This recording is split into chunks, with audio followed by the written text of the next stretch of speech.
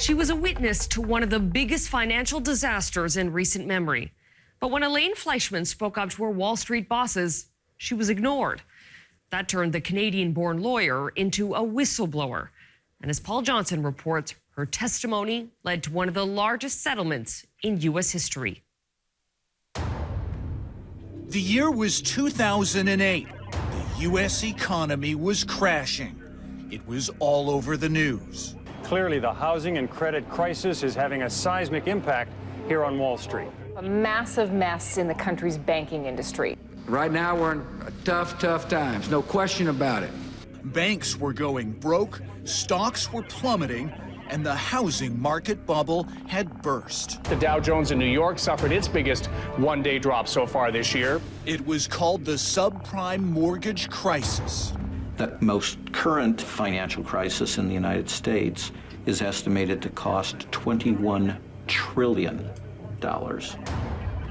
Caused the Great Recession, lost over 10 million Americans their jobs.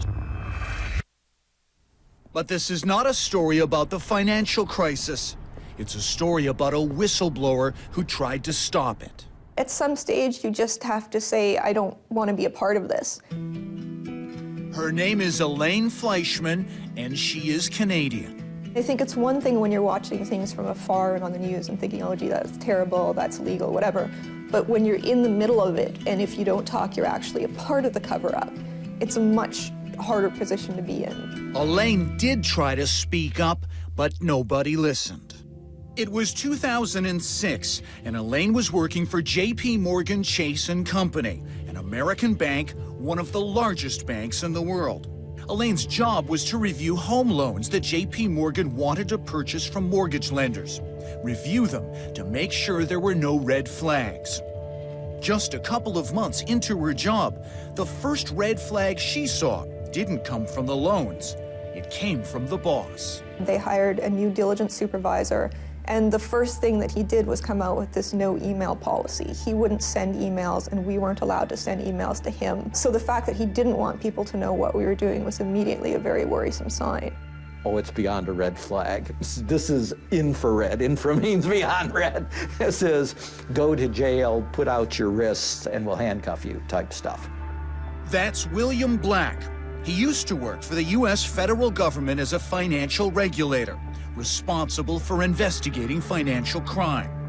He says the fact that managers at J.P. Morgan didn't want to keep a record of their actions is a clear sign they had something to hide. This is the kind of thing, as a prosecutor, you salivate about, right? The most difficult thing in a prosecution like this is to show intent. Did the people know they were buying bad loans? Well, that's pretty easy in this context. Let's stop here for a second. This is what was going on. J.P. Morgan and other banks were buying home loans, bundling them together to create what is called a mortgage-backed security. Then they would sell the security to investors. Investors were told by the banks the securities were high quality, but it wasn't true.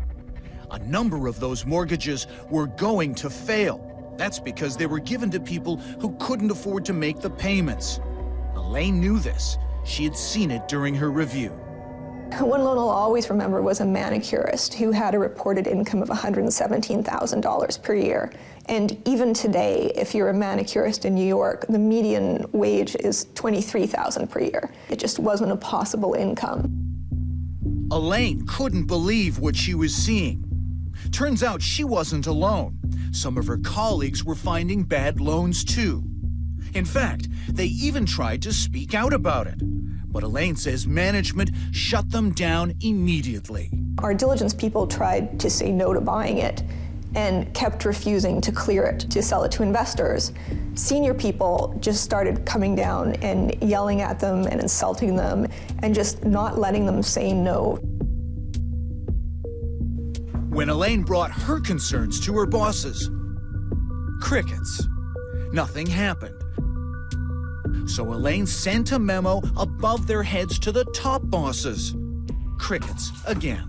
I just couldn't believe that they were doing it. I mean, we know as professionals in this industry that if you put these loans into a security, the security is going to have catastrophically bad results, and that's exactly what happened. Alayne's memo did send shockwaves, but not in a way she expected. Just over a year later, she was laid off along with others. When you look at the timing of this, I wrote the memo and then I was dismissed. I think anyone who's seen that memo knows that when you clearly set out something that names certain executives that are involved in a fraud, you're not going to keep your job. Out of work, Alayne moved back to Canada, but she always wondered what happened with the loans. Well, in 2012, Alayne finally found out when an assistant U.S. attorney from the Department of Justice called to chat. That was the first time actually that I found out that the loans had been securitized in large amounts. They had all the emails and the reports and the notifications and my memo. The prosecutor wanted Alayne to testify, and she did. Again, putting her career on the line in the hopes of setting things right. You're stealing out of people's retirement funds. I mean, it's almost quintessentially the stealing money from an old lady walking down the street. But the bank didn't end up going to court or facing criminal charges.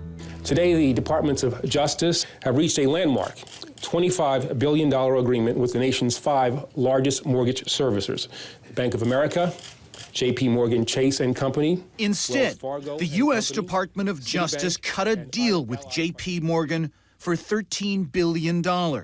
It sounds like a huge penalty, but Black says when you look at the fine print, it's not. The Justice Department wants to make the settlement sound larger. It's just, A, none of it comes from the individuals, so you don't get deterrence. B, none of it is significant in terms of actually going to change the behavior. So no, these settlements by definition cannot be serious. And here's why. About $7 billion of the $13 billion is tax deductible.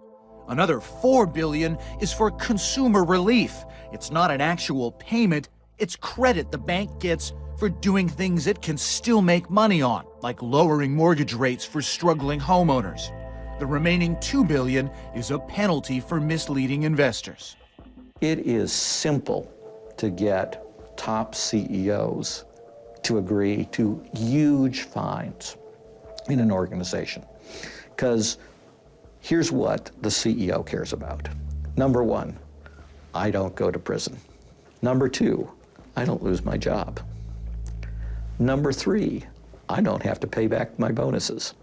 16 by 9 reached out to Jamie Dimon, the CEO of J.P. Morgan Chase and Company, to talk about the settlement agreement and Alayne's allegations. We were told he wasn't available to do an interview. But J.P. Morgan did admit that it failed to disclose to investors that some of these investments did not meet their own policies.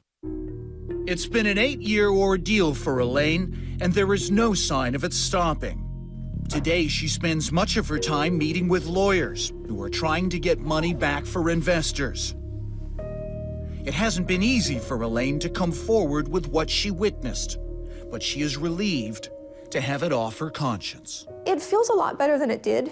You know, you hear people talk about their conscience and that they couldn't do things because of their conscience. And I literally, physically was just so ill that I had to come forward.